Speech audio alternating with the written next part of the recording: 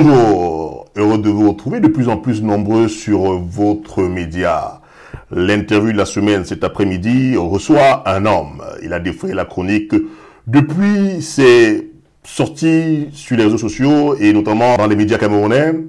Il est connu pour être un chroniqueur sportif. C'est un enfant de Neubel, un quartier populaire. Chers téléspectatrices et téléspectateurs de Diaf TV, j'ai donc l'honneur cet après-midi de recevoir le journaliste, écrivain et philosophe, Monsieur Cyril Kwam Kemenye. C'est bien ça? C'est bien ça, Cyril. On aurait même pu dire Joseph Cyril Kemenye Kwam, mais pour la profession et ma passion pour l'écriture, c'est Cyril Kemenye tout court. Merci de me recevoir sur Diaf TV, la diaspora Afrique Télévision. Ben, écoutez, c'est nous qui vous remercions d'avoir accepté l'interview. Vous êtes aujourd'hui très sollicité, hein. Depuis quelque temps, on reçoit des interviews de vous que vous donnez dans les médias. Qu'est-ce qui fait donc tant courir les gens à votre endroit? Pourquoi êtes-vous aussi tant sollicité? À votre avis, bien sûr. Il se trouve simplement que j'ai quelque peu décidé de briser la glace. J'ai décidé, par la force des choses et des arguments, de ne pas suivre les sentiers battus, parce que qui dit journaliste de la CRTV dit forcément quelqu'un qui doit caresser le chef de l'État camerounais dans le sens du poil, dit forcément quelqu'un qui doit chanter les louanges du gouvernement camerounais, dit forcément quelqu'un qui doit, n'est-ce pas, considérer Paul Biya comme étant le bateau d'un Cameroun, quand bien même ce bateau tangue, quand bien même ce bateau prend de l'eau, on est comme muselé, on est comme ostracisé, on est comme pris en otage. Et du coup, quand on sort quelque peu du décor classique, on attise toutes sortes de curiosités. Je crois que c'est ce qui me vaut d'être sollicité même par vous. J'ai simplement passé au peigne fin la marche du Cameroun et il va sans dire que le Cameroun se porte très mal. Ce terre aurait été éternellement complice, mieux vaut tard que jamais. J'ai choisi de sortir de mon silence, j'ai choisi de briser, de rompre ce silence et du coup, de dire les choses telles quelles. Ce qui est blanc doit être blanc. Il ne faut pas essayer de farder la vérité pour plaire à qui que ce soit. En tous les cas, je considère le plus humblement du monde que, comme le disait Bernard-Henri Lévy, la présence d'un intellectuel dans une cité doit être une clé de la démocratie. Et pour moi, comme pour Paul Marchand, le journaliste doit être à l'endroit exact où on lui interdit d'être, l'essentiel étant de servir la vérité. C'est peut-être pour ça que je défraie la chronique pour reprendre vos termes. En tous les cas, je crois, avec intime conviction, être dans le vrai, et rien ne peut plus m'en détourner aujourd'hui. Alors, l'essentiel de cette chronique par vos défrayés qui se trouve dans ce livre, Maurice Kamto, un destin présidentiel, une préface de Maître Alice Nkom, aux éditions Les Impliqués. Nous sommes donc aujourd'hui en présence aussi d'un auteur et d'un philosophe, c'est bien ça? Tout à fait, journaliste, c'est vrai, mais d'abord à la base, philosophe, parce que, ayant suivi de grandes études en philosophie, écrivain aussi parce que j'en suis à mon 5e livre. Le destin a voulu que ce livre soit intitulé Maurice Kamto, un destin présidentiel. C'est une espèce de chronique d'une société camerounaise qui se meurt. C'est une espèce de récit de choses vues et entendues. D'accord, le destin a également voulu qu'il soit originaire du même village que moi. Et du coup, les gens ont le sentiment que c'est un livre qui a des relents tribaux. Il n'en est rien. Simplement, je voudrais dire que la bave du crapaud n'atteint pas la blanche colombe. Ceux qui pensent que Maurice Kamto est l'homme qui ne méritait pas un tel livre ont tort, parce que aujourd'hui, dans la sphère politique camerounaise, je crois qu'il a moins de tâches que tous ceux qui peuplent ce monde. Et il suffit de lire ce livre pour s'en convaincre. Son destin est vraiment présidentiel. Et la dernière élection du 7 octobre 2018 a bien prouvé que Maurice Kamto, en quelque temps, a prouvé qu'aux âmes bien nées, la valeur n'attend point le nombre des années. Si, d'aventure, le Conseil constitutionnel au Cameroun avait été quelque peu impartial, nul doute qu'il serait celui qui gouvernerait le Cameroun aujourd'hui. Mais la mafia, et tout ce qu'on sait, l'en a exclu. Mais rien ne change ce destin présidentiel de mon point de vue. Ben écoutez, vous plantez là le décor même de l'objet de votre présence ici. Croyez-moi, on va bien parler de ce livre. Mais avant, pour nos web téléspectatrices et téléspectateurs qui vous suivent, qui vous d'ailleurs découvrent aussi, pour la plupart ceux qui sont du côté de la diaspora, vous me permettrez, n'est-ce pas, de revenir un tout petit peu sur votre parcours afin qu'ils puissent davantage comprendre l'homme que nous recevons aujourd'hui sur Diaf TV. Alors, Monsieur Cyril Kemenien, vous le disiez donc tantôt, vous êtes journaliste à la CR TV. Est-ce que vous pouvez, pour nos téléspectateurs et téléspectatrices qui nous suivent, brosser un tout petit peu comment est-ce que vous y êtes arrivé? Parce qu'il se murmure souvent qu'il faut avoir les parapluies et la godasse pour entrer à la CR TV comme journaliste. Vous l'avez dit dès l'entame de cet entretien, que je souhaite fructueux, bénéfique et vraiment riche. En tous les cas, il a démarré sur les chapeaux de roue. Je suis un modeste fils de New Bell Sebenjongo. C'est un quartier dont on dit qu'il est à la fois populaire et populeux. À Douala, j'en conviens. C'est un quartier qu'on présente souvent comme étant un enfer, mais j'aime à dire souvent que c'est davantage un paradis. La preuve, un modeste fils de New Bell comme moi a eu la chance, parti d'une famille modeste, de devenir à la fois écrivain, journaliste, philosophe. Mais je suis un enfant qui a commencé ses classes comme tous les jeunes. École publique New Bell Bamileke garçon, de la Siloko moyenne 2, où j'ai obtenu mon CEP de l'époque. CEPE, c'était pas le CEP comme aujourd'hui. Certificat d'études primaires et élémentaires. Oui. Bon, j'ai poursuivi mes études et j'ai obtenu mon BEPC au collège Liberman. Ça en est suivi un riche parcours scolaire et intellectuel, académique, une licence en philosophie à l'université de Yaoundé. Et finalement, j'ai pu me présenter au concours de l'école supérieure des sciences et techniques de l'information et de la communication, l'ESTIC. Aujourd'hui, ce fut l'ESIJ, l'ESTI, et aujourd'hui ESTIC avec C. J'ai été reçu à ce concours, j'ai fait d'un coup d'essai, un coup de maître, et donc c'est une preuve qu'avec un peu de chance, avec un peu d'audace, on peut également faire mentir ceux qui pensent qu'il faut absolument avoir, je vais parler comme tous les Camerounais, un peu de parapluie et un peu de godasse, donc j'en suis sorti. J'ai d'abord été pendant quelques mois au ministère de la Communication, avant d'être détaché à la CRTV sous l'ère Gervais Mendozé. Il aurait peut-être fallu s'appeler Gervais Mendozé pour donner une chance au modeste homme que je suis. J'ai été affecté à CRTV Nord, CRTV Littoral, dans la ville où je suis né à Douala, et finalement à Ibolova, où j'ai été fait rédacteur en chef après avoir été chef de service des sports à la CRTV Littoral. Voilà, modestement. Mais entre-temps, je m'étais déjà découvert, depuis le jupon de ma mère, des talents d'écrivain, de philosophe et aujourd'hui de journaliste. Je crois que même ceux qui peuvent me jeter à la vindicte populaire aujourd'hui ne peuvent pas me renier, n'est-ce pas, ces petites connaissances livresques que je mets aujourd'hui à la disposition de tout le public en général et des Camerounais en particulier. En témoigne donc le livre qui est aujourd'hui considéré par nombre d'observateurs comme étant un livre qui vient quelque peu secouer, n'est-ce pas, le monde littéraire camerounais. Quand ce livre est paru, tout le monde a vite fait de dire que Cyril Kemenien avait écrit pour rendre un hommage à un fils du village. Et je dois dire que celle qui préface le livre est tout sauf Bamileke. Bien qu'elle soit l'avocate de M. Kamto également. Elle est d'abord avocate internationale, oui. Elle est connue à l'international. Tout le monde sait ce que Maître Alice Comme représente. Oui. Et donc, si Maître Alice Comme a accepté de préfacer ce livre, ça veut dire qu'elle a pris fait et cause pour le modeste écrivain que je suis.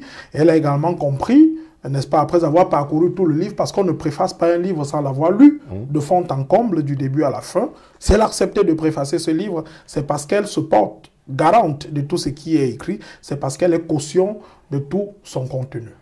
Alors, on a bien compris que votre parcours scolaire, universitaire et professionnel aujourd'hui est d'abord le fait même d'un travail assidu. Alors, vous nous rassurez que M. Cyril Kemenien, cet enfant issu de ces quartiers populaires, à Nebel Banzoun d'ailleurs aussi. Hein. C'est pas très loin de chez vous. C'est Benjongo, c'est non loin à un jet de pied du collège évangélique. C'est vraiment, c'est là-bas que se trouve mon nom. Vous nous rassurez donc des enfants aussi issus de ces quartiers-là, on voit au chapitre dans ces écuries telles que la CRTV. Oui, bien entendu, il faut dire simplement qu'il suffit d'oser. Je ne dis pas que le favoritisme n'a jamais existé au Cameroun, loin s'en faut. Le favoritisme, tout le monde sait qu'il existe. Hein. Je ne vais pas non plus dire que pour entrer à l'ESTIC, à l'ENAM, à Polytechnique, à la faculté de médecine et dans toutes les autres grandes écoles, on n'est pas souvent à avoir été, n'est-ce pas, poussé, comme on dit. Mais il faut également reconnaître qu'il y a une petite marche. Il y a, n'est-ce pas, un pourcentage très infime, d'accord, qui est quand même réservé à ceux dont le mérite peut être reconnu. Je ne vais pas revenir sur les dernières frasques de l'ENAM et de tout ce qu'on sait. On sait qu'évidemment, il y a des écoles qui ont excellé dans l'art de porter à bout de bras certains candidats. Les dernières informations qui nous sont parvenues de l'ENAM en disent long sur tout ce que je vous fais savoir aujourd'hui. Mais la vérité, c'est que quand Dieu a choisi de oindre quelqu'un, aucun homme ne peut le salir. D'accord. Donc cela ne suffirait pas à penser que l'égalité, l'équité sont des choses aujourd'hui qu'on retrouve sur le terrain de la réalité au Cameroun. Votre cas participerait dans une exception. Parce que c'est ce qu'on aurait pu penser. Je ne suis pas seul dans ce cas. Pour revenir à Newbel, oui. Mais il y a nombre de personnes qui sont sorties de Polytechnique. Je peux en citer quelques-uns. J'en profite pour rendre d'ailleurs hommage à M. Kamgen Lele Norbert, hein, qui est fils de Newbel de mon quartier, qui est sorti de Polytechnique, ou à Kamogem Alexis, Conti. Il y en a quelques-uns qui ne sont pas seulement sortis de l'ESTIC, de Polytechnique, mais d'autres grandes écoles. Mais comme j'aime à le dire, ce sont des cas rarissimes, des exceptions, qui quelque peu confirment la règle selon laquelle il faut souvent être porté à bout de bras pour avoir accès à ces grandes écoles. D'accord. On va revenir donc sur votre employeur, la CRTV. Ouais. La CRTV est reconnue comme étant cette structure qui profite un tout petit peu, enfin pas un tout petit peu, qui profite grandement des redevances audiovisuelles. Est-ce que cela vous paraît juste, ces redevances qui ne sont pas redistribuées à tous les autres médias qui font également service de l'information publique? Le propos que je dois tenir va peut-être faire croire que c'est parce que je n'en fais plus partie que je peux tenir ce type de langage, mais en vérité, c'est une injustice qu'il faut vite réparer. Injustice parce que les autres médias dits privés sont quelque peu mis sur la touche de cette redevance audiovisuelle. Tout le monde sait ce que représente une chaîne comme Equinox Radio-Télévision, LTM et les autres chaînes que je ne vais pas citer ici, Radio Balafon, ABK et toutes les autres. Mais je crois qu'on gagnerait à couper la poire en deux. À couper la poire en deux parce que la CRTV a beau être le mastodonte qu'elle est aujourd'hui, mais il faut reconnaître aussi que des fois, on peut croire que la CRTV est un géant au pied d'argile parce que je ne fais pas insulte à la maison qui m'a donné une petite chance d'être l'homme que je suis aujourd'hui. Mais il faudrait que les médias privés profitent également de la redevance audiovisuelle pour que ces journalistes soient plus épanouis qu'ils ne le sont aujourd'hui. Et véritablement, ce serait manquer d'honnêteté que de ne pas reconnaître que la CRTV se taille la part du lion. La CRTV, n'est-ce pas, bénéficie seule de la redevance audiovisuelle, alors qu'à côté, il y a des chaînes qui se battent pour donner vie à l'actualité au Cameroun. C'est injuste et c'est une injustice qui doit, à mon sens, être réparée très rapidement. Est-ce que vous pensez que, à côté donc de cette part du lion, hein, si on l'appelle comme ça, qui est consacrée à la CRTV avec ses redevances qui sont prélevées sur les salaires des Camerounais, que le travail correspond à minima à ce que les Camerounais attendent d'eux? J'ai envie de dire non tout de suite. J'ai envie de dire non tout de suite. Qu'est-ce qu'à votre avis expliquerait cela? Première chose, ne pas reconnaître que la CRTV a le plus de professionnels serait injuste. La CRTV a la particularité d'être dotée de très très grands professionnels. Alain Bélibi, Charles Ndongo, lui-même directeur général aujourd'hui, dont tout le monde sait quels sont les talents de journalistes et quelques autres qui brillent par leur talent, mais simplement toute la CRTV est victime de la dictature éditoriale.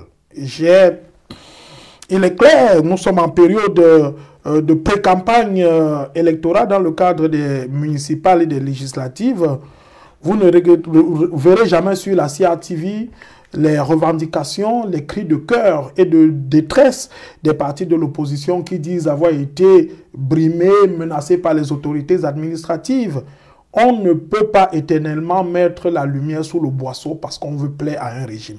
Le plus grand problème de la CRTV, et c'est la liberté de ton qui m'a toujours caractérisé, c'est de vouloir plaire au gouvernement en général et à Paul Biya en particulier. Vous remarquerez, il y aura certainement bientôt de grandes réunions éditoriales pour préparer ces élections.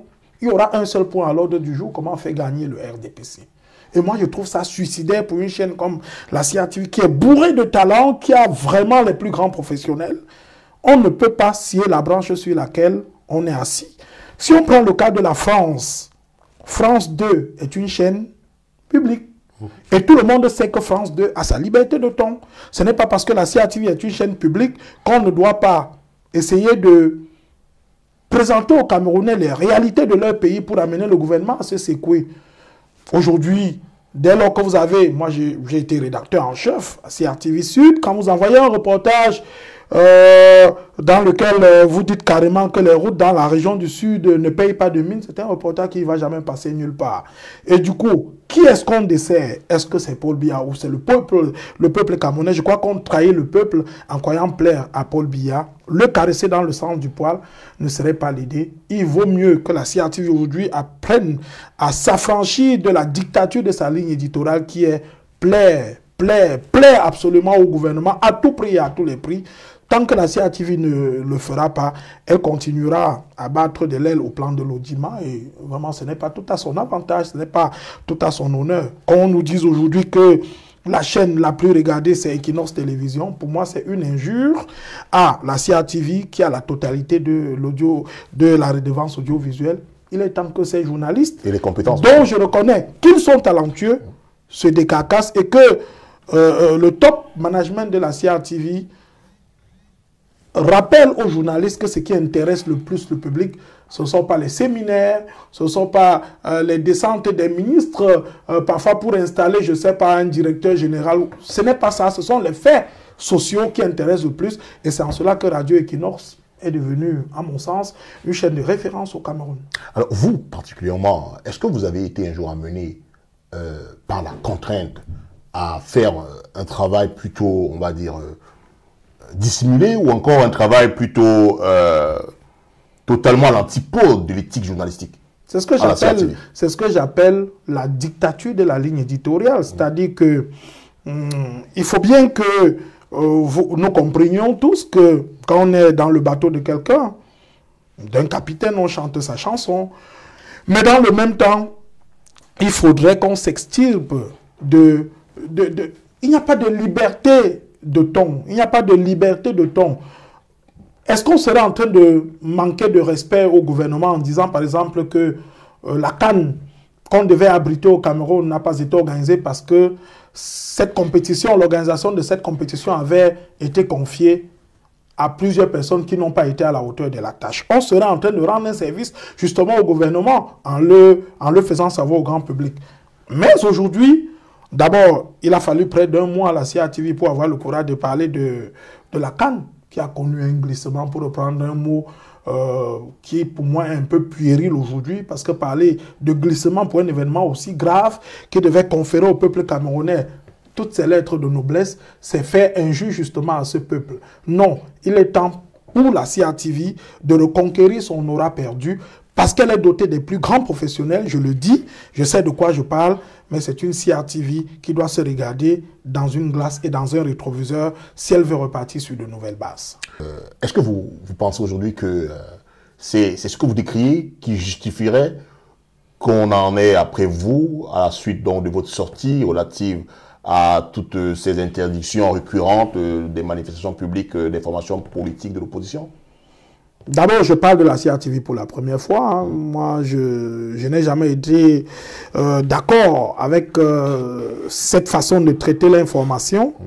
En tant que journaliste, j'ai J'estime que une chaîne doit être proche du peuple, une chaîne doit aider le peuple à savoir comment il vit, ce peuple, et une chaîne doit être vraiment au service du peuple, plus au service du peuple que d'un régime dont tout le monde sait aujourd'hui qu'il est, n'ayons pas peur des mots, dictatorial. Donc, un meeting du RDPC, on n'a pas besoin d'écrire au sous-préfet de la localité pour le tenir. Mais quand il s'agit de l'opposition, il faut sortir de la cuisse de Jupiter pour pouvoir tenir un meeting. Ce qui s'est passé à Ebolova, ce qui s'est passé à Yaoundé, ce qui se passe à Douala et partout. Et au moment où on parle des dossiers qu'il faut, n'est-ce pas, constituer pour être candidat à l'élection, aux élections municipales et législatives, tout le monde voit bien ce qui se passe. Mais le dire serait synonyme d'être, n'est-ce pas, une espèce d'oiseau de mauvais augure. Mais les gens le disent tout le temps, non? Les gens le disent au Cameroun tout le temps. C'est pour ça que je vous demande, est-ce que c'est le fait d'avoir été, ou d'être encore, d'ailleurs vous l'êtes toujours, d'être encore aujourd'hui, on va dire, un des émergeurs à la CRTV, qui vous vaut tout ce courroux de vos collègues ou même de votre hiérarchie? Vous avez vu mon dernier salaire?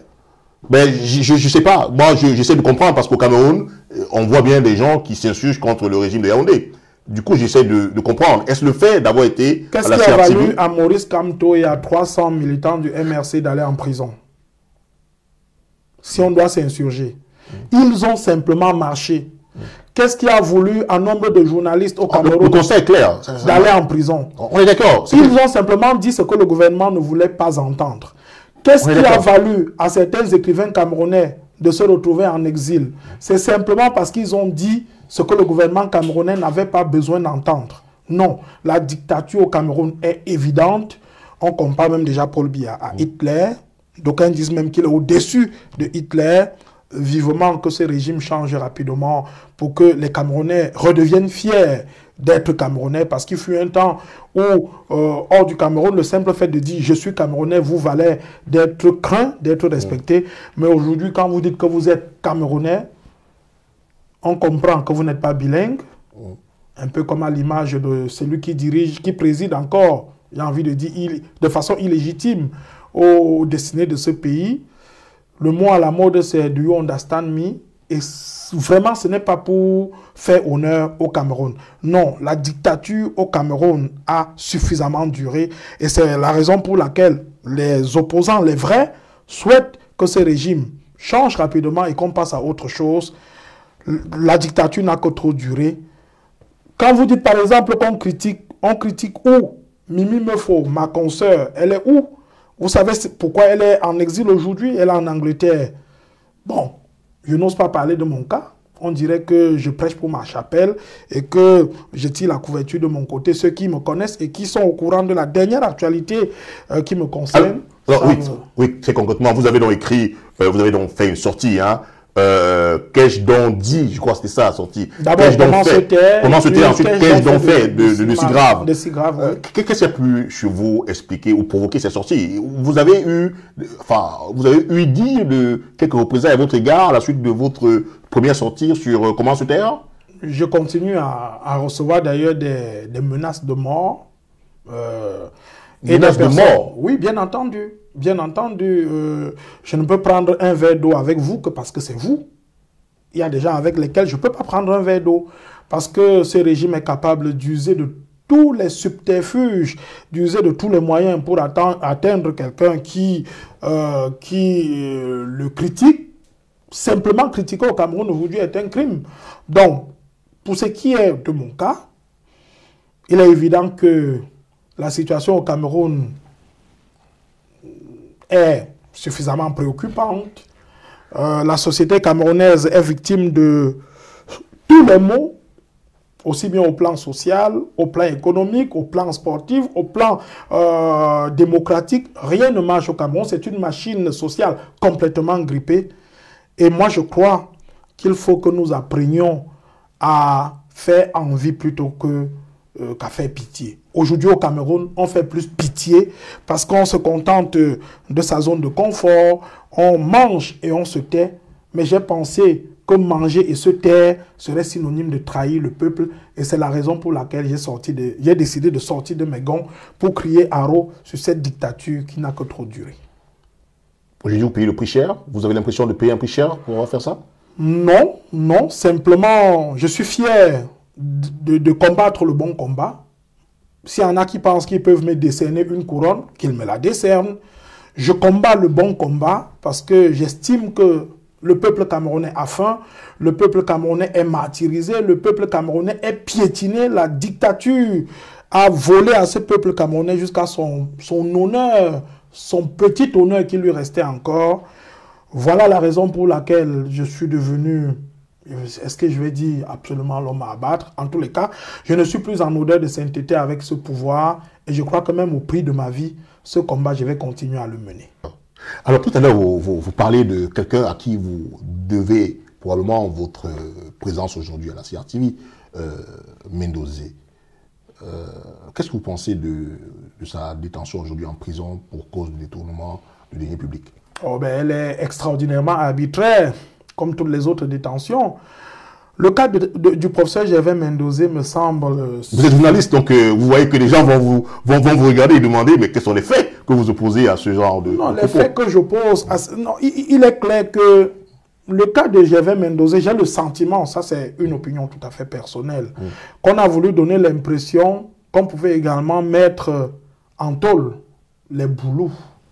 Parce que le professeur Gervais Mendozé, ne serait-ce que pour sa proximité avec le couple présidentiel, ce n'est pas moi qui ai composé à Simba, ce n'est pas moi qui ai composé, n'est-ce pas, l'hymne, plusieurs hymnes à l'occasion de plusieurs événements qu'a abrité le Cameroun.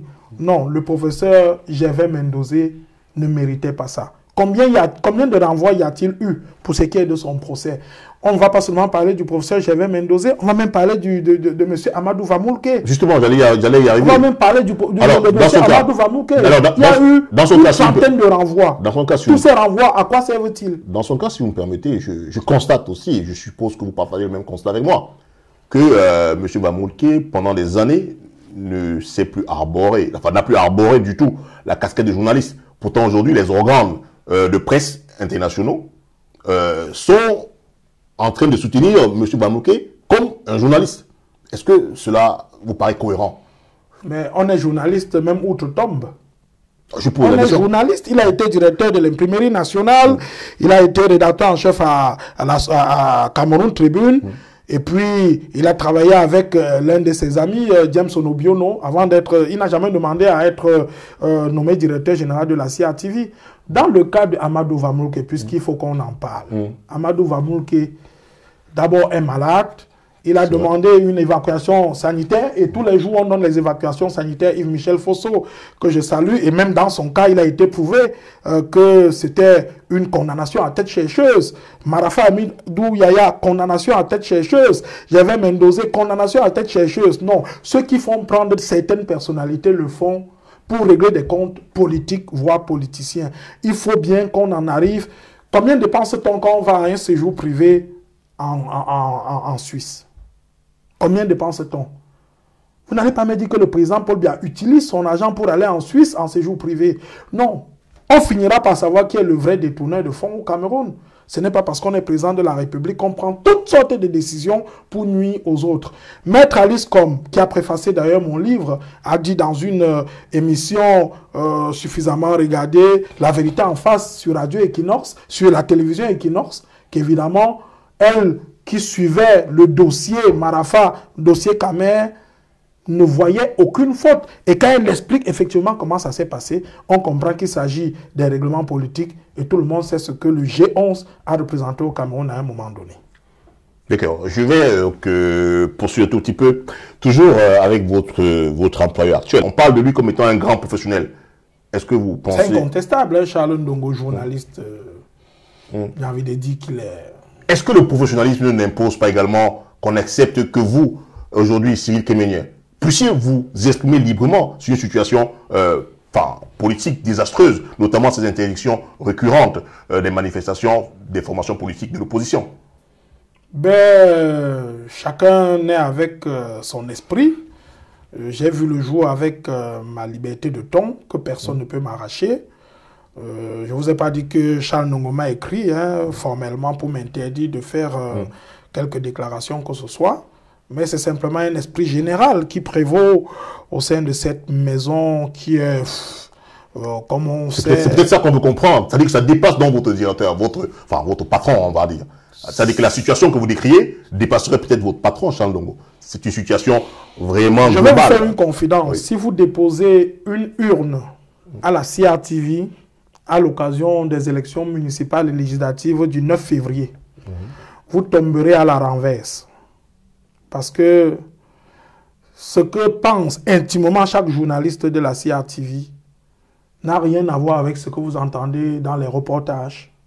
Parce que j'y ai passé plus de 20 ans, donc je sais de quoi je parle. Une élection présidentielle, une élection quelle qu'elle soit, à la CRTV, avec un bulletin, des gens qui vont entrer dans l'isoloir, on ne saura pas qui a voté pour qui, vous comprendrez que à la CRTV, on dit exactement le contraire de ce qu'on pense. Le plus important, c'est d'avoir l'audace de dire, n'est-ce pas, que ça va mal. Et quand vous dites que ça va mal, vous dites que ça va mal parce que vous souhaitez que les Camerounais vivent dans le bonheur.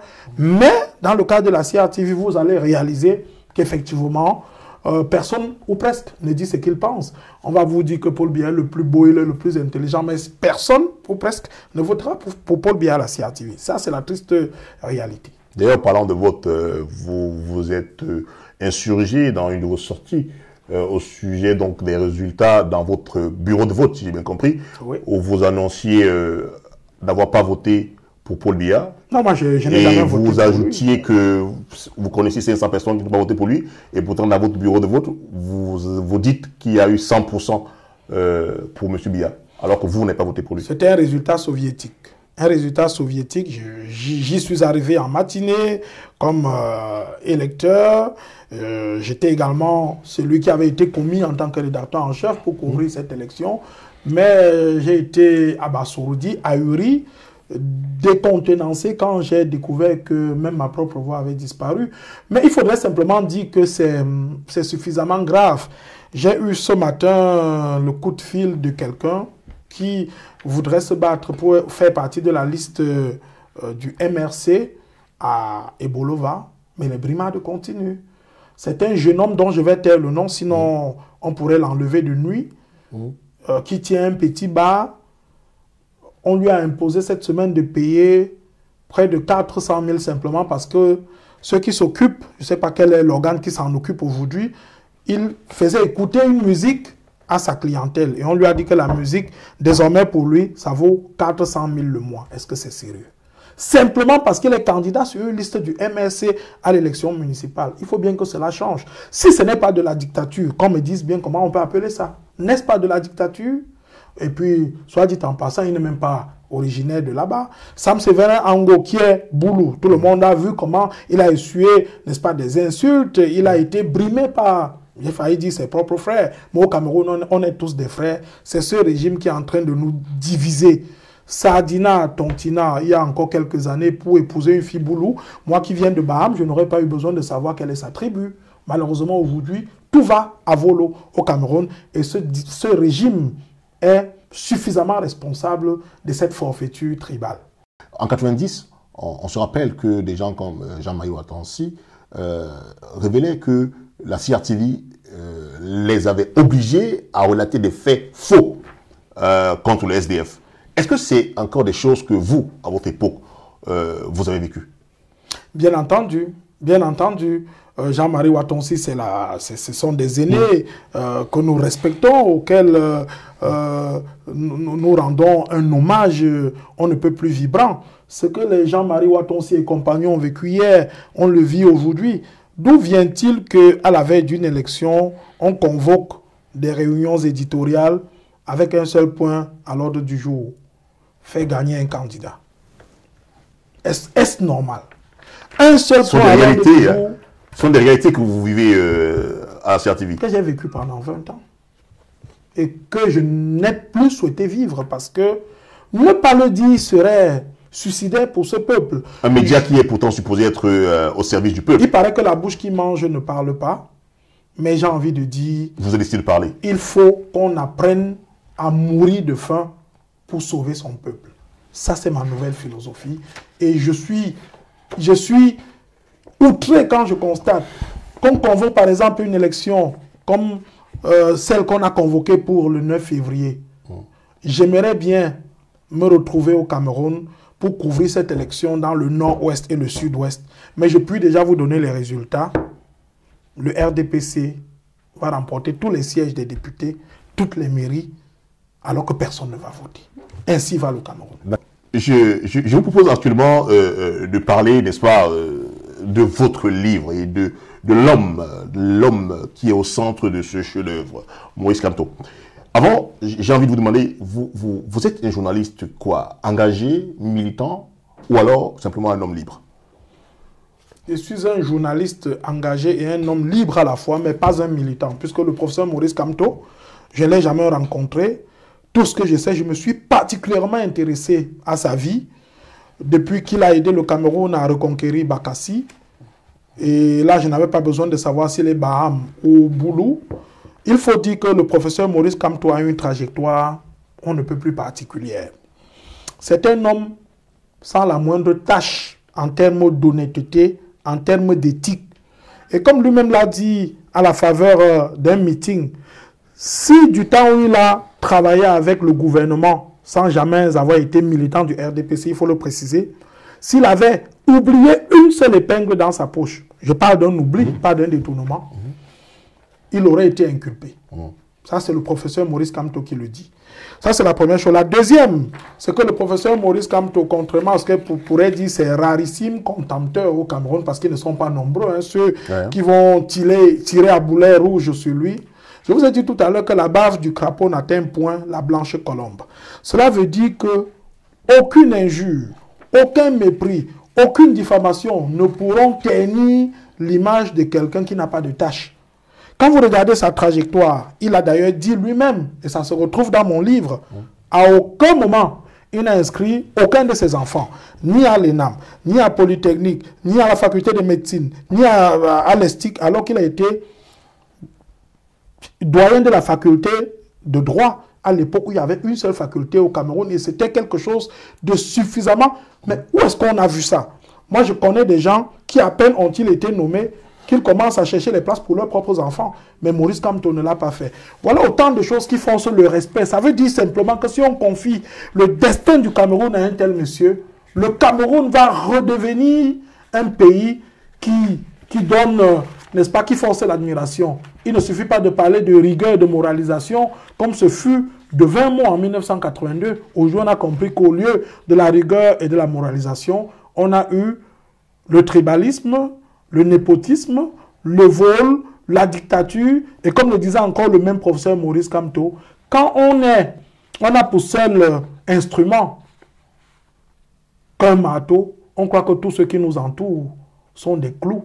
Et Paul Biya a un seul instrument, c'est le marteau. C'est pour ça qu'il considère tous ses concitoyens comme des clous. Il est obligé de frapper à tous les coups. C'est la raison pour laquelle nous disons non à cette façon de diriger ce pays. Et oui, à la vision de Maurice Kamto. Et je puis vous le dire, ce monsieur, une fois de plus, si le Conseil constitutionnel avait été quelque peu impartial, si je vous parle de Clément Atana, de son épouse, députée RDPC, vous ne pouvez pas, c'est quand même incroyable. C'est Paul Biya qui nomme le Conseil constitutionnel, c'est Paul Biya qui nomme Elecam, c'est Paul Biya qui nomme tout le monde, c'est Paul Biya. Comment voulez-vous que le Cameroun se relève de toutes les faiblesses que nous voyons aujourd'hui? On ne peut pas être homme à tout faire. Et puis tout compte fait, il y a un temps pour toute chose. Aujourd'hui, là, je l'ai rattrapé et on voit bien tout ce qui se passe. Alors, dites-moi, je vais vous poser la question aussi trivialement, qu'elle puisse vous paraître. Qu'est-ce que vous pensez des gens qui pensent qui trouvent que vous avez simplement rejoint le frère du village? Ah ben, libre à eux. Ce sont des arguments obtus, ce sont des arguments étriqués, ce sont des gens qui ne voient pas plus loin que le bout de leur nez. J'ai rejoint le frère du village. Jacques Famdongo a rejoint qui? Lupo Motazé a rejoint qui? Ok, ça ce sont deux exemples. Ce qui est en question, ce qui est en jeu, ce n'est pas Paul Biya. Puisque dans l'Ouest, dont je suis originaire, il y a les Bamileke qui prennent fait et cause pour Paul Biya. Jean Kuete, secrétaire général du comité central du RDPC, est de la Ménois, Bamileke. Marcel Niad Difendi, président du Sénat, est Banganté, Bamileke. Célestine Koutes-Ketia est ministre du Développement urbain et de l'Habitat. Elle est d'Undé, Banganté. Ils sont comme ça. Bon, je n'ose pas parler des gens de Dieu Momo. C'est un nom que je n'aime pas à prononcer pour des raisons d'éthique personnelle. Je préfère ne pas parler de celui-là. En d'autres occasions peut-être, parce que je ne vais pas faire d'une mouche un éléphant. Ce qui est en jeu, ce n'est pas tant Paul Biya, mais c'est le système Paul Biya. Je vous dis, c'est simplement une question de hasard.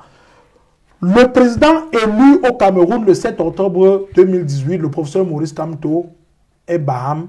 Ce n'est pas parce que je suis de Baham qu'on va dire simplement il a rejoint le frère du village. Aujourd'hui, quand un Bamileke soutient Maurice Kamto, il a rejoint le frère du village. Mais quand un Betty ou un Boulou soutient Paul Biya, on trouve que c'est normal. Pourquoi est-ce qu'on va absolument être aussi étriqué dans nos réflexions? Que les mêmes personnes nous disent, voilà les raisons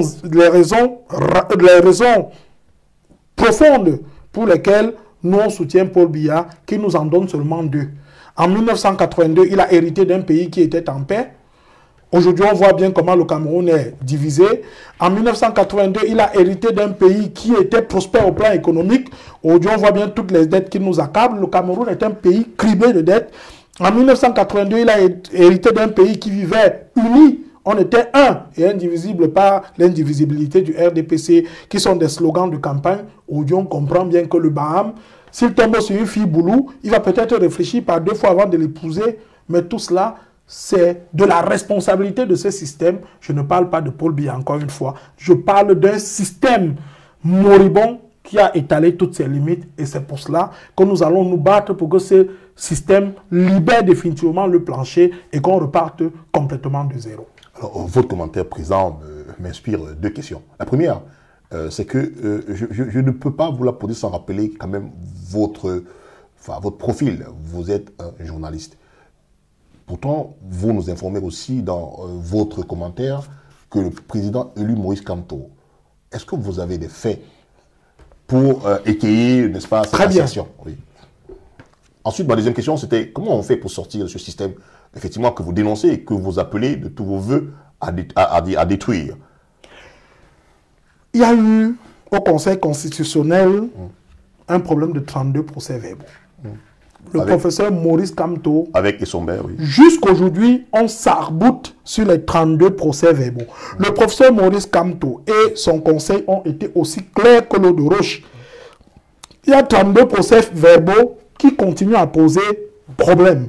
Si vous ne pouvez pas dire que vous êtes sûr de votre victoire, M. Ngassa, vous êtes sûr de votre victoire et on vous dit recomptage, vous vous rebiffez. Depuis le 7 octobre 2018, le RDPC est incapable d'apporter les 32 PV. Ça, c'est d'un. De deux. Jusqu'à l'Union africaine, on a demandé les 32 PV. Quelques heures après, le professeur Maurice Kamto et son conseil ont prouvé qu'effectivement, les 32 PV étaient frauduleux. Le RDPC n'a jamais dit non. Mais le RDPC s'est contenté d'envoyer en prison plus de 300 personnes dont le seul crime a été de revendiquer à travers une marche pacifique, une marche dite blanche. Non, ce sont des preuves qui accablent ce régime. Paul Biya n'a jamais été vainqueur à l'élection présidentielle du 7 octobre 2018. Nous attendons toujours les 32 PV qui sont une preuve qu'il n'a pas remporté cette élection. Ça, c'est dingue. Et pour sortir de ce système, il faut simplement qu'on organise une élection transparente. Qui l'organise? Justement, un organisme indépendant. Parce que l'ECAM n'est pas indépendant. Le Conseil constitutionnel n'est pas indépendant. Ceux qui organisent au ministère de l'administration territoriale n'est pas indépendant. Rien n'est indépendant parmi ces organismes. Et c'est la raison pour laquelle, même pour ce qui est des élections municipales et législatives, tout le monde croit caresser Paul Biya dans le sens du poil pour être nommé à des postes à responsabilité. Alors, M. Cyril Kémenier, tout à l'heure, vous venez de nous dire ce qui, de votre point de vue, est la preuve de ce que M. Biya n'est pas le vainqueur de l'élection présidentielle du 8 octobre 2018. Permettez-moi juste de partager avec vous un fait qui est généralement repris en science. C'est que l'absence de preuve n'est pas la preuve en soi de l'existence de quelque chose. Notamment, évidemment, c'est pas parce que on n'a pas aujourd'hui les procès-verbaux qu'il suffit au MRC de ne pas, justement, présenter au peuple camerounais les siens qui attestent de sa victoire. Est-ce que vous ne pensez pas que c'était quelque chose qui a manqué depuis longtemps au MRC pour rassurer les Camerounais de sa MRC victoire? a envoyé à l'Union africaine ses résultats.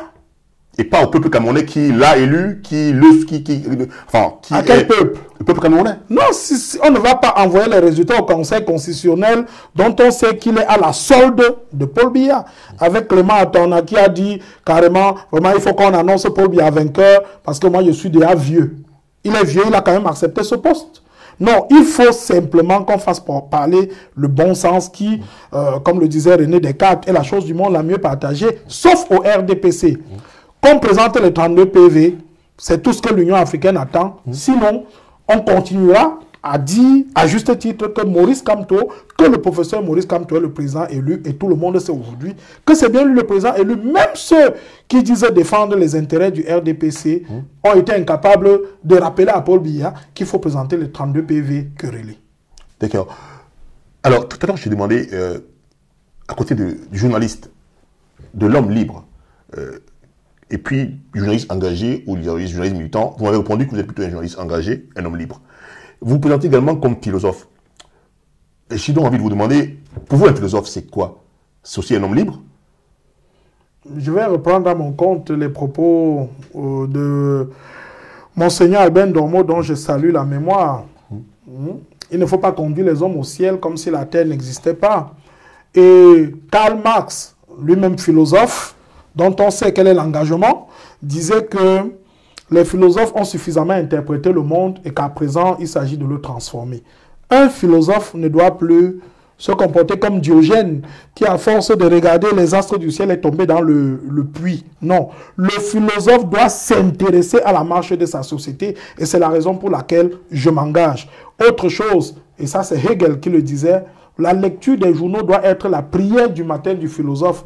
Un philosophe qui ne lit pas les journaux pour savoir comment sa cité fonctionne est complètement déconnecté. Non, le philosophe n'est pas le fou de l'Antiquité, pour reprendre des termes qui ont pourri notre environnement à un moment donné. Le philosophe doit plus que jamais s'intéresser, comme l'intellectuel tout court, comme le journaliste et comme tout citoyen digne de ce nom, à la marche de sa cité. Et c'est ce que j'essaye de faire. Est-ce qu'il n'est pas aussi dévolu, n'est-ce pas, aux philosophes, l'attitude qui consiste à prendre et à observer les choses avec un minimum de recul? J'en tiens pour preuve ici un extrait donc, de votre livre. Vous dites, Maurice Kamto était attendu comme le Messie dans un pays où l'ascenseur social est toujours en panne, où la machine du développement est totalement grippée et dont les dirigeants sont, pour ainsi dire, sclérosés, dépourvus de toute grande vision politique pour leurs compatriotes à la croisée des chemins. Vous dites la phrase, enfin le mot attendu comme le Messie. Vous vous excluez de la bourgade lorsque vous décrivez ainsi le profil de l'homme Maurice Kamto attendu par le peuple camerounais? Rien n'est faux. De tout ce que donc pour vous aussi c'était le Messie? Pour tout Camerounais épris de changement. C'était le Messie. C'est grâce à Maurice Kamto que les Camerounais ont appris à revendiquer. Vous savez qu'en 1982, Ni Dion a remporté l'élection. Et Camerounais revendiquent quand même depuis 1950. Ils n'ont jamais. En 1992, après la victoire volée de... On est d'accord, mais vous dites avec... non, je parle d'une revendication plus accentuée. Comme ce... D'accord. Oui. En 1992, John Fundi remporte l'élection. Tout le monde le sait. On lui vole sa victoire et il se tait. Mais il aurait pu organiser une riposte, comme l'a fait le professeur Maurice Kamto. Il n'avait peut-être pas tous les arguments dont profite le professeur Maurice Kamto. Mais on ne peut pas éternellement voler une élection. C'est pour ça que j'ai dit, d'abord, le président Paul Biya n'a quasiment jamais été élu. Quasiment jamais été élu. Si vous prenez toutes les élections, quand il est fait président, on lui donne un pouvoir en or, sous la main, on lui donne ce pouvoir et on sait comment s'est passé le montage avec les Occidentaux. Mais je voudrais simplement dire que le professeur Maurice Kamto, s'il m'était donné de le redire, il était attendu comme le Messie. C'est lui qui nous a permis tous de découvrir les infimités de ce... C'est une image, c'est une figure de style, c'est une espèce de métaphore. Il était attendu comme un Messie parce qu'en fait, les Camerounais ont découvert que finalement, il y a un homme neuf qui est arrivé sur la scène. Moi, ce n'est pas un livre que j'ai projeté d'écrire il y a 10 ans, non. C'est un livre dont la rédaction a démarré après l'élection présidentielle du 7 octobre.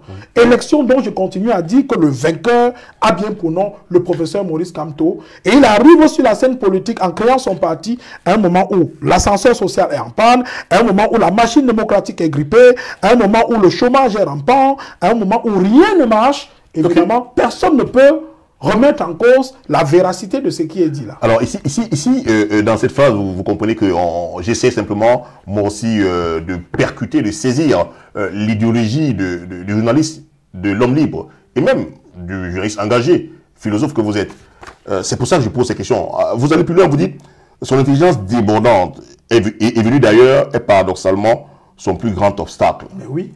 Mais oui. Mais vous n'êtes pas là dans une apologie d'un homme sans avoir la retenue ou la réserve qu'il faut, qui est due aux journalistes. Est-ce que vous avez des faits qui vous font dire que... Mais vous allez lire son trajectoire dans mon livre. J'ai lu, effectivement. Son trajectoire est telle que il faudra attendre très très longtemps pour avoir un autre Maurice Kamto au Cameroun. Et je reprends à mon compte le professeur Baïbek qui dit « On ne touche pas à Kamto ». Et tout ce que le gouvernement a fait contre Kamto aujourd'hui, c'était des crachats en l'air. Son emprisonnement, les menaces, les brimades. Il était engouché l'autre jour, là où tout le monde a vu. On a méconnu le Premier ministre. Parce que le professeur Maurice Kamto était là. On a interdit son meeting à Douala en croyant l'avoir piégé. Comme s'il avait le don d'ubiquité, il s'est retrouvé à Bafoussam, à ce qu'on a appelé deuil national. Effectivement, parce que le professeur Maurice Kamto avait organisé un meeting à Douala.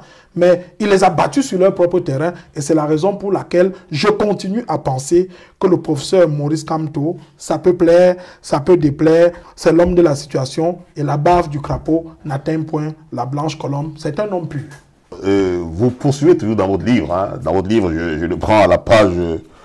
Alors, c'est un homme de conviction, vous avez... Cela va sans dire. Et il a pris l'engagement de ne jamais trahir son peuple. Parce que pour lui, le changement, c'est un état d'esprit, c'est dans la tête.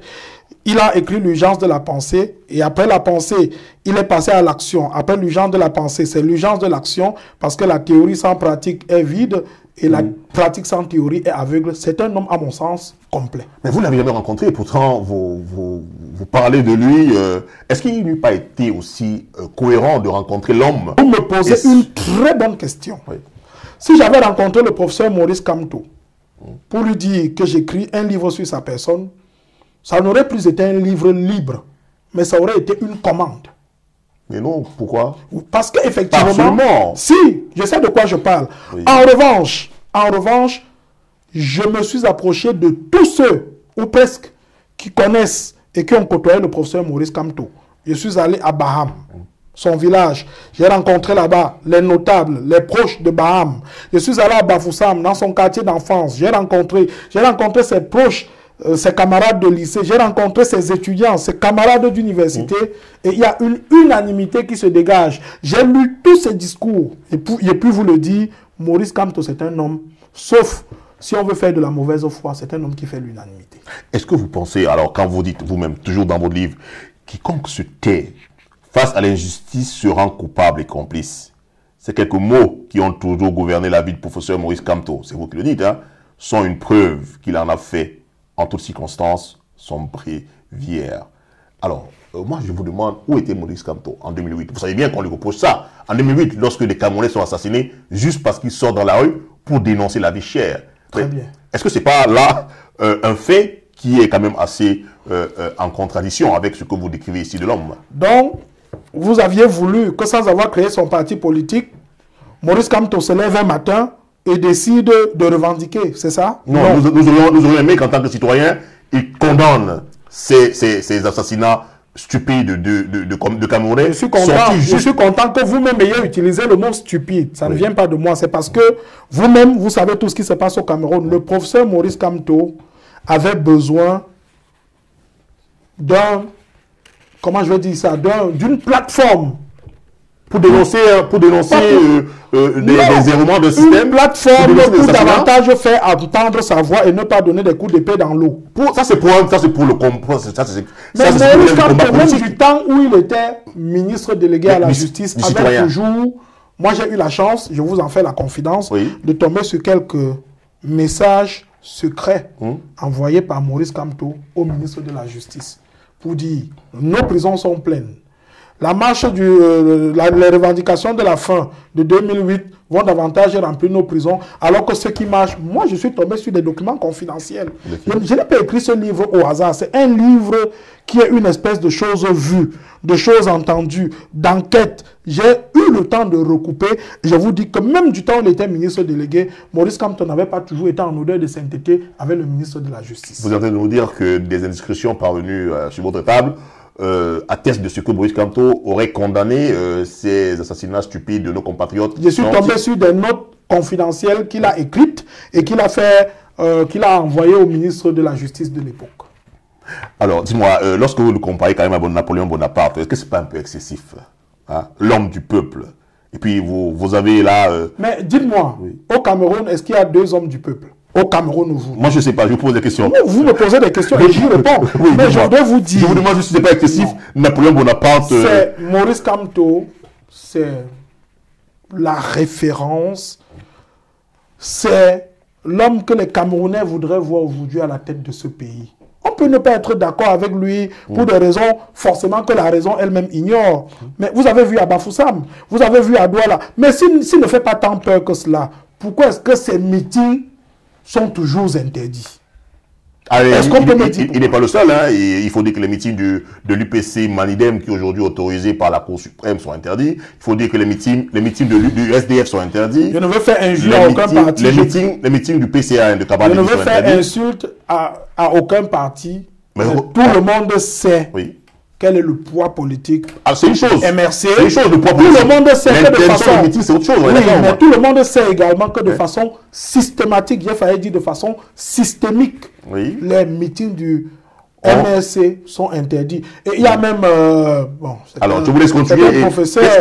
Qu'est-ce que cela suppose donc pour vous, sous-entendrez pour vous? Cela signifie que c'est le seul caillou dans la chaussure du RDPC et que c'est le seul homme capable de secouer cette horde de prévaricateurs et de prébandiers qui se croient tout permis au Cameroun et qui croient que après 37 ans d'un pouvoir calamiteux, on doit marcher sur les cadavres, hein, assassiner, brûler les maisons pour continuer à régner. Non, les Camerounais ne seront plus jamais dupes et c'est pour cela qu'on frappe du poing sur la table. Il faut que cela cesse et c'est le moment. J'ai également noté un propos qui me paraît quand même excessif aussi. Lorsqu'on sait que on est africain. Il n'est pas de vous, mais il est quand même de Maître Aliscom. Mais puisque vous êtes l'auteur du livre, je suppose que vous avez validé le propos. Vous dites, elle dit dans sa préface, les Camerounais seront hantés par un président pas très différent d'un cadavre en état de putréfaction. Est-ce qu'on a le droit de dire ça? Je vous donnerai le numéro de Maître Aliscom. Mais non, vous êtes quand même l'auteur du livre. Elle va assumer la préface. Je vous donnerai son numéro. Et Maître Aliscom n'est pas femme à dire des choses en l'air. Alors je vais vous donner son numéro à la fin. Si vous devez commenter ce propos, cet entretien, un cadavre en état de putréfaction. C'est quand même excessif, non? Moi, je trouve que c'est un euphémisme. Elle aurait dû dire pire. D'accord. Elle aurait dû dire pire. C'est un euphémisme. Tout le monde sait que ce n'est plus lui qui dirige le Cameroun. Alors, on vous écoute. Et tout le monde sait que c'est... Mais tout le monde sait que ce n'est plus lui qui dirige le Cameroun. C'est bien lui qui était encore hier en train de présider la rencontre des présidents de la CEMAC, non? Que faisait son épouse à ses côtés? Expliquez-nous. Mais personne ne comprend. Chaque homme sérieux ne comprend pas la présence de son épouse. C'était elle qui dirigeait alors les Chantal Biya? Justement, parce que justement, elle ne peut rien y comprendre et personne ne sait ce qu'elle faisait là. En tout cas, elle veille au grain. Et tout le monde sait pourquoi elle veille au grain. Parce que, bon, le pire peut toujours arriver à tout moment. Je n'en dis pas plus. Parce qu'on me dira, oui, on ne dit pas n'importe quoi d'un patriarche. Mais si on est patriarche, on prend sa retraite. Je ne souhaite pas que nous achevions le règne de ce monsieur comme au Zimbabwe. Je ne souhaite pas que nous achevions le règne de ce monsieur comme en Algérie, où on a vu des gens sur une chaise roulante et qui se sont arc-boutés au pouvoir. Je ne souhaite pas qu'on achève son régime comme au Gabon. Je ne souhaite pas. Mais il faut savoir lire les signes des temps. Tout va mal au Cameroun. Mais, à tous les Camerounais qui m'écoutent, je voudrais dire, et ils doivent méditer ce proverbe, qui se fait brebis, le loup le mange. nous nous sommes assez fait brebis et le loup nous a mangé pendant 37 ans. Il est temps pour nous de lever le petit doigt. Parce qu'effectivement, ça n'a que trop duré. Et tous ceux qui m'écoutent, je souhaite que même si celui qui est encore là, malgré nous, même si il n'écoute pas, qu'on lui dise que tant va la cruche à l'eau qu'à la fin, elle se brise. Quand vous vous accrochez maladroitement à un pouvoir qui manifestement vous a déjà échappé, ça finit toujours mal. Des exemples sont là. Le printemps arabe nous parle et aujourd'hui c'est le printemps camerounais. Comprenne qui pourra. Je vous pose là des questions qui nous ont été envoyées par ceux qui nous suivent. Oui. Que répondez-vous à ceux qui pensent que aujourd'hui c'est Cyril Kéménien qui a quitté donc son poste depuis plus de 3 mois, qui a été auteur donc, de toutes ces sorties qui ont défrayé la chronique dans les réseaux sociaux. Que répondez-vous à ceux-là qui disent qu'il a fait dans le but d'obtenir son asile politique en France? À cela, je voudrais donner une gifle à travers ma réponse. Tous les mois, je me suis retrouvé, depuis que je suis rédacteur en chef à la CRTV Sud, avec au bas mot 1 million de francs. Et on sait ce que représente 1 million de francs au Cameroun. J'ai ma vie, une stabilité incroyable au Cameroun. Toute ma famille s'y trouve. Qu'aurais-je gagné à venir en France demander l'asile politique? Qu'on me le dise. J'ai simplement pensé qu'il n'y a pas de bonheur à être heureux tout seul. Je suis peut-être fou. Parce que le fou, c'est celui qui est dans son rêve et il n'est même pas incompris. Bon, que pourrait m'apporter la France par rapport au Cameroun? Et puis qui leur a dit que je suis en asile? En exil, pardonnez-moi. Non, sauf si eux-mêmes veulent être dans un asile de fous. Moi, je voudrais simplement dire que j'ai décidé de rompre le silence. Et puis ça m'a valu toutes les méchancetés. Ce n'est pas aujourd'hui que j'aurais... Mais j'étais souvent arrivé en France. Mais je n'y suis jamais resté. Pourquoi est-ce que c'est aujourd'hui que je vais faire des sorties? Donc j'ai écrit ce livre pour obtenir une espèce de passeport qui me permette d'arriver en France. Non, c'est faux. Simplement, ce sont des gens qui ne me connaissent pas et qui ne savent pas que ce sont mes convictions qui guident mes actions. Bon, ils peuvent se tromper, je le leur concède et ils sont tout pardonnés. Alors, nous vous avons eu, on a échangé avec vous. Nous pouvons nous permettre donc de dire qu'il y a quelque temps encore, vous êtes en partance pour le Cameroun au moment où vous recevez ces informations sur votre vie menacée parce que vous avez fait cette sortie sur comment se taire. Mais j'étais sur le point de rentrer. Moi, j'avais déjà fait mon sac, j'avais déjà mon billet d'avion. Moi, j'étais sur le point de rentrer jusqu'à ce que je reçoive des menaces, même des membres du gouvernement. Voilà, vous nous en avez parlé. Est-ce qu'on peut en savoir un peu plus? Vous nous en avez parlé. Est-ce qu'on peut en savoir un peu plus sur ces menaces-là? Si vous allez à l'aéroport Roissy-Charles de Gaulle, je n'ai plus la date en tête, j'aurais pu donner la date. Vous regardez, on avait déjà pris toutes les dispositions pour que je rentre dans le vol. Ce sont des proches et des coups de fil que j'ai reçus par WhatsApp qui m'ont mis la puce à l'oreille. J'aurais été tué dès ma descente à l'aéroport de Simalène. Oui, puisque je devais descendre du vol à l'aéroport de Simalène. Moi, j'étais sur le point de rentrer au Cameroun.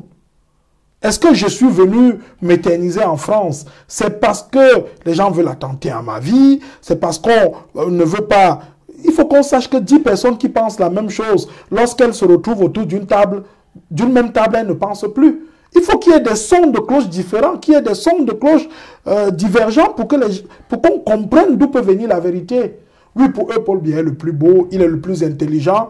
On voit bien comment se porte le Cameroun aujourd'hui. Libre à eux de faire toutes sortes de spéculations sur ma vie. J'assume mes sorties, j'assume mon livre, j'assume les décisions que j'ai prises. Maintenant, je suis peut-être le fou dans mon seul film. C'est moi qui porte mes rêves et c'est moi qui sais ce que je peux apporter aujourd'hui au peuple camerounais. Je serai de loin un combattant le plus proche. J'essaie de trouver un autre journaliste de la CRTV qui s'est autorisé une telle sortie comme la vôtre. Je n'en ai pas trouvé. est-ce qu'il y a d'autres journalistes d'Asia TV comme vous qui se sont osés ce genre de sortie et qui sont restés sur place? Que je sache, non. Je sais qu'il y a des aînés qui ont quitté la barque. Il y a des aînés qui, pour des raisons, ont trouvé mieux ailleurs. Ils sont partis. Mais que je sache, journaliste de la CRTV, fait des critiques de cette nature, écrit un livre pour parler du Challenger de Paul Biya, celui dont je continue à avoir la conviction qu'il a été élu à la tête du Cameroun. Non, il n'y en a pas eu. Il faut bien qu'il y ait toujours des pionniers. Mais je voudrais simplement dire que je ne l'ai pas fait. Parce que je voulais être le premier. Je l'ai fait par conviction. Et je persiste à dire que sur 100 journalistes à la CRTV, 99 pensent comme moi. Maintenant, il faut avoir pas le courage de le dire. Il faut avoir l'audace de le faire de cette façon. Il faut avoir l'audace d'assumer, évidemment, ses prises de position. Peut-être en cela, bon, c'est peut-être le charme de l'initiative que j'ai prise, mais je l'ai fait de gaieté de cœur, je l'ai fait. Et s'il m'avait été demandé de le refaire, je le referais avec la même fierté, la même audace, la même conviction et le même enthousiasme patriotique. Il en va du destin de notre Cameroun et il en va du destin de celui auquel j'ai consacré mon livre, Maurice Kamto, Un destin présidentiel. Comment ils font au Cameroun pour avoir vos contacts et vous menacer par téléphone? Mais WhatsApp existe. Avec WhatsApp, c'est vite fait. Quand vous arrivez en France, vous utilisez votre numéro WhatsApp du Cameroun. Tout le monde peut vous appeler. Tous ceux par WhatsApp, c'est vite fait. Dieu merci, parce que si nous étions encore à l'époque où on avait du mal à joindre quelqu'un par WhatsApp, je vous le jure, je serais aujourd'hui dans la gueule du loup et je serais peut-être 2 mètres sous terre. Mais comme j'aime à le dire, tu es un combattant, tu es Cyril Kemenye, tu es quelqu'un qui critique, ne résout pas le problème. Parce qu'après Cyril Kemenye, il y aura les gens de la base qui combattent le même combat. Il y aura les gens, il y aura les je suis Kamto ou rien. Il y aura les opposants, les vrais qui se battent et dont on voit bien que le rêve c'est de voir libérer le Cameroun. En tous les cas, si vous tuez quelqu'un qui vous a critiqué, vous n'avez pas résolu le problème. Vous avez dressé 1000 autres personnes contre vous. Donc, plutôt que de regarder où vous êtes tombé, il faut voir là où vous avez glissé pour tomber. Malheureusement, à un certain âge, vous ne voyez même plus où vous avez glissé pour tomber. Mais écoutez, votre combat est très loin parce que sacrifier comme ça sa famille, sa vie, son train de vie pour ses idées, c'est assez louable. Mais je voudrais, avant de boucler cette interview, vous proposer de commenter quand même un événement assez important de la vie politique au Cameroun, c'est la convocation récente du corps électoral au 9 février 2020. Vous êtes donc depuis quelque temps en train de nous parler ici du Cameroun. Que pensez-vous de tous ces partis politiques de l'opposition qui vont prendre part à ces élections alors que rien n'a changé, notamment le code électoral, encore moins les câbles que vous décrivez depuis quelque temps? La convocation de cette élection, c'est de la poudre aux yeux. C'est une espèce on fait miroiter quelque chose, une démocratie de façade.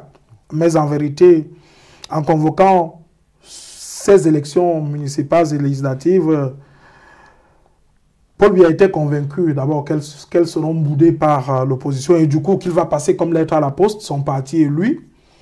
Mais je suis heureux que les partis politiques de l'opposition, pour ce qui en tient lieu, parce qu'il n'y en a plus assez, aient accepté d'y aller. Malgré le mauvais code électoral, malgré tous les tripatouillages auxquels on s'attend, on voit bien comment les sous-préfets, les préfets et tous les autres travaillent pour aider, et ils l'ont toujours fait, hein, le RDPC, j'en sais quelque chose. Il vaut mieux y aller parce que la politique de la chaise vide, ailleurs, en France, ici par exemple, peut porter des fruits parce qu'on a encore le sens de l'honneur. Mais au Cameroun, on ne sert que le déshonneur. Donc, le professeur Maurice Kamto, par exemple, avait dit « Moi, je n'irai pas à cette élection tant que le code n'est pas revu et corrigé. » Mais avec du recul, il s'est dit « On peut grappiller, on peut grignoter un tout petit peu, on peut grignoter quelques postes. » Et du coup, je suis d'accord pour que ces militants, ces partis y aillent. Malgré tous les tripatouillages, il y en aura beaucoup, il faut qu'on le sache. La majorité farfelue et saugrenue du RDPC à l'Assemblée va quelque peu diminuer.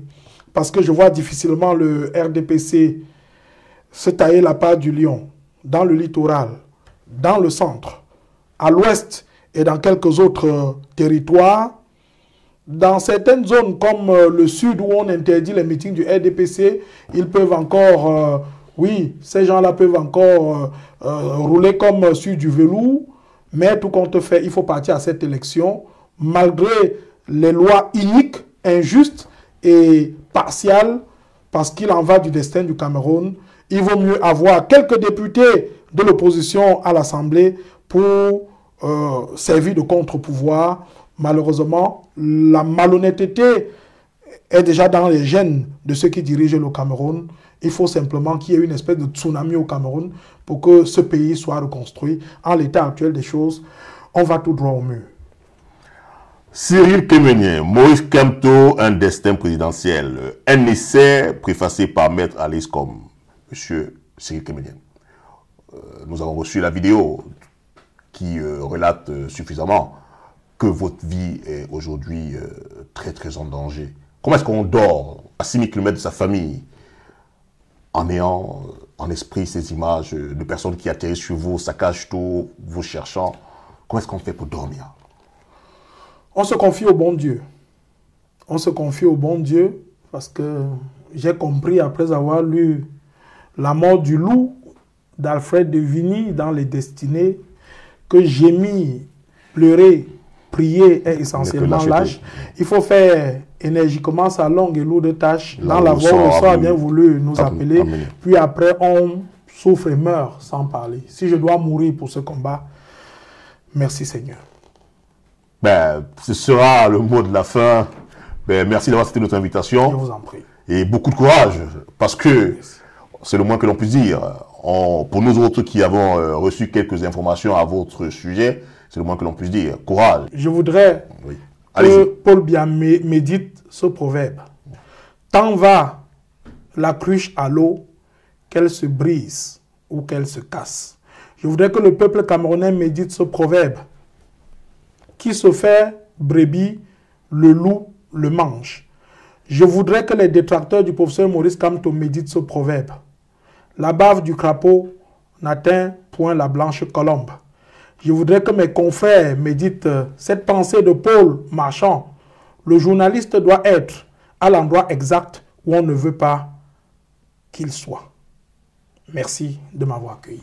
Ben, merci, ce sera le mot de la fin. C'était donc le journaliste, écrivain et philosophe Cyril Kémenien, qui était jusqu'ici donc chef de service information à la CRTV au Sud. C'est bien ça? Merci, au revoir. Je vous en prie.